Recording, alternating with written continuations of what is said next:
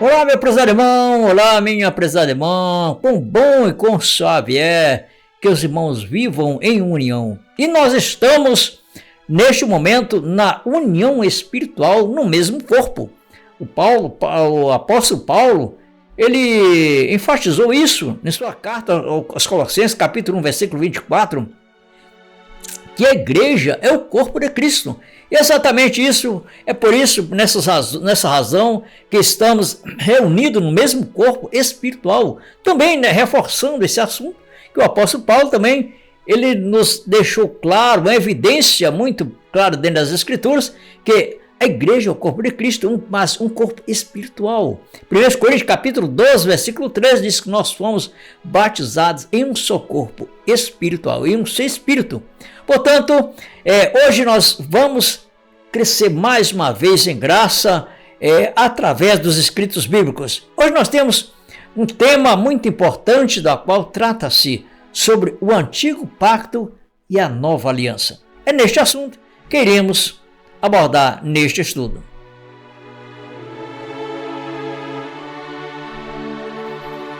A transição da sombra para a realidade em Cristo. Muita confusão religiosa existe porque muita gente lê a Bíblia como se o antigo pacto e a nova aliança fossem duas partes que ainda funcionam juntas. Mas não foi isso que Cristo revelou. A cruz não reformou a lei de Moisés.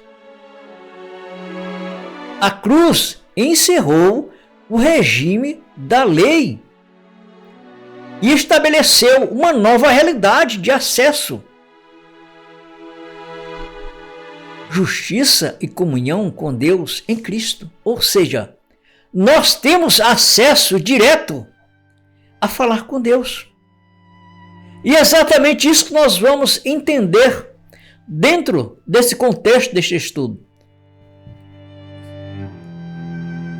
Isso parece de forma consistente nas linhas centrais desse tema. Na prática, esse assunto toca diretamente a vida real. É daqui que surgem as culpas constantes, o medo de não agradar a Deus, a dependência de ritos, o apego a templos religiosos, como se fossem indispensáveis para agradar a Deus, para ser filho de Deus, para estar cheio do Espírito. Portanto, a confiança também que as pessoas têm tanto em líderes como mediadores, e a sensação de que a obra de Cristo ainda não foi suficiente. Mas é para isso que nós vamos examinar um pouco mais esse assunto dentro da Bíblia, para que possamos assim estar enriquecidos e libertos pela palavra do jugo religioso. Quando a pessoa mistura os pactos, ela vive tentando compensar com esforço aquilo que Cristo já consumou. Por isso, entender o antigo pacto e a nova aliança não é detalhe teológico.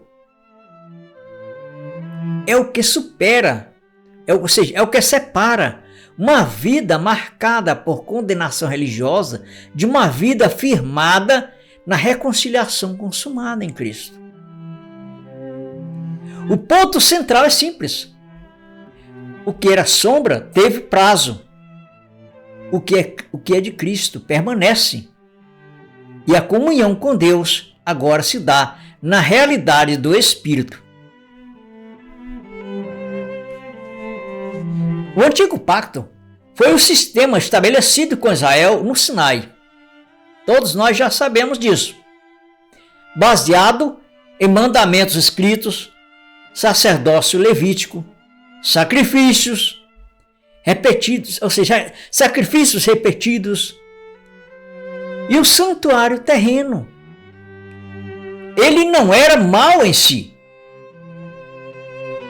mas era provisório e pedagógico, ou seja, era de instruções, era de efeito de instrução para o povo de Israel. Paulo chama a lei de ministério gravado em pedras. E mostra, ou seja, é o que está escrito em 2 Coríntios, né? Capítulo 3 e versículo 7. Vamos ler essa passagem. 2 Coríntios, capítulo 3 e versículo 7. E se o ministério da morte, gravado com letras em pedras, veio em glória, de maneira que os filhos de Israel não podiam fitar os olhos na face de Moisés, por causa da glória do seu rosto, a qual era transitória. O autor de Hebreus, ele afirma também, no mesmo livro, no capítulo 8 e versículo 13, o seguinte: dizendo nova aliança, envelheceu a primeira. Ora, o que foi tornado velho e se envelhece, perto está de acabar. E ainda mais reforçando esse entendimento, o autor do Hebreus, ainda no capítulo 10, versículo 1, fala que todas aquelas coisas eram sombras. Vamos ler Hebreus capítulo 10, versículo 1.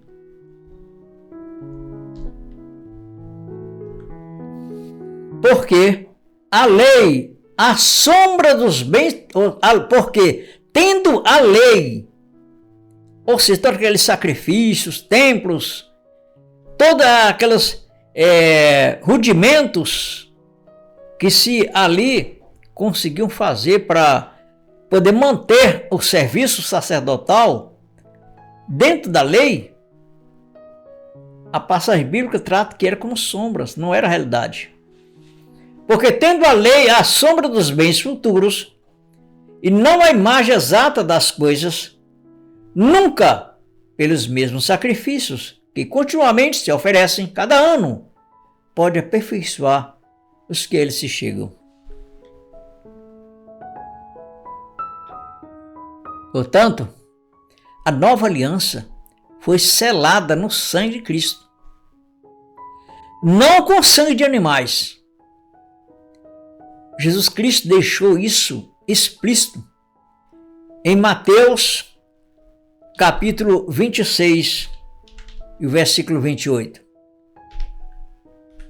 Que nos diz: porque isto é o meu sangue, o sangue do Novo Testamento, que é derramado por muitos para a remissão dos pecados.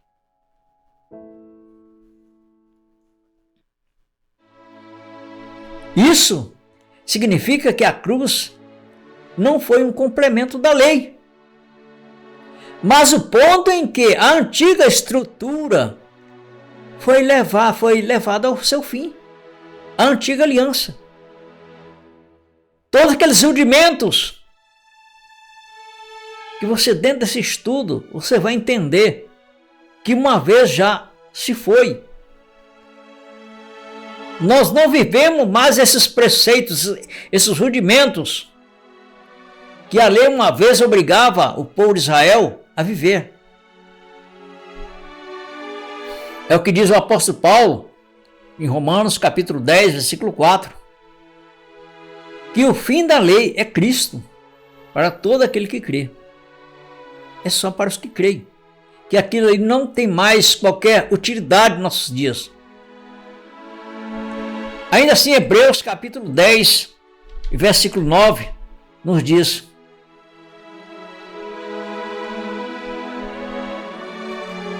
então disse: eis aqui venho para fazer, ó Deus, a tua vontade. Tira o primeiro para estabelecer o segundo. Tira o novo, velho pacto e vamos colocar a nova aliança na nossa vida. Viver através do Espírito e não através das obras. A cruz é o divisor absoluto entre os dois pactos. Antes dela, o pecado operava juridicamente pela lei. Porque em 1 Coríntios, capítulo 15, versículo 56, nos diz o seguinte: ora, o aguilhão da morte é o pecado, e a força do pecado é a lei. Por isso havia culpa, uma memória de pecados e necessidade contínua de se fazer ofertas. Mas na nova aliança, Cristo encerrou esse sistema. Colossenses capítulo 2, versículo 14. Colossenses capítulo 2, versículo 14. Que nos diz: havendo riscado a cédula, que era contra nós nas suas ordenanças, ao qual de alguma maneira nos era contrária, e a tirou do meio de nós, cravando na cruz. E além disso, o apóstolo ele deixa mais uma evidência que a culpa do pecado, como uma transgressão da lei de Moisés, ela teve o seu fim. É o que diz Hebreus, podemos em Hebreus capítulo 9, versículo 26.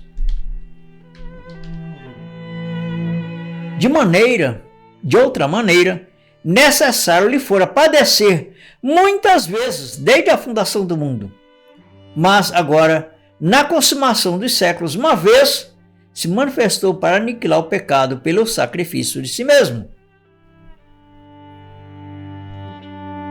Portanto, meu prezado irmão e minha prezada irmã,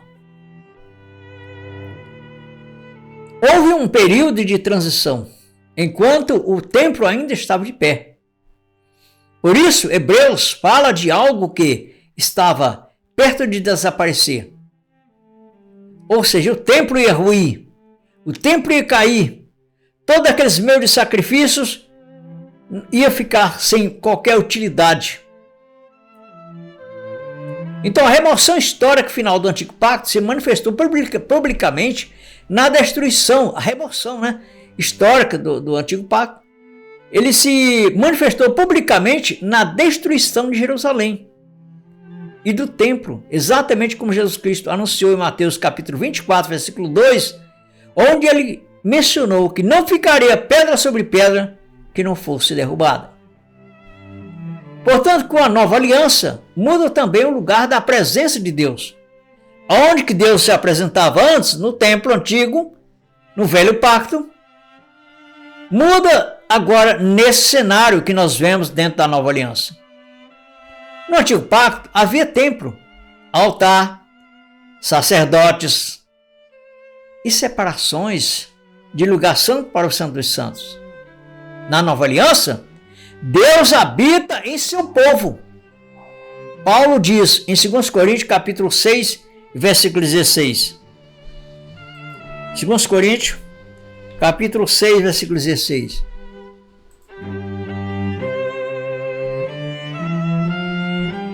Segundo Coríntios, vamos ler 2 Coríntios, capítulo 6, versículo 16. E que consenso tem o templo de Deus com os ídolos? Porque vós sois o templo de Deus vivente. Como Deus disse, neles habitarei e entre eles andarei e eu serei o seu Deus e eles serão o meu povo. Simplesmente assim.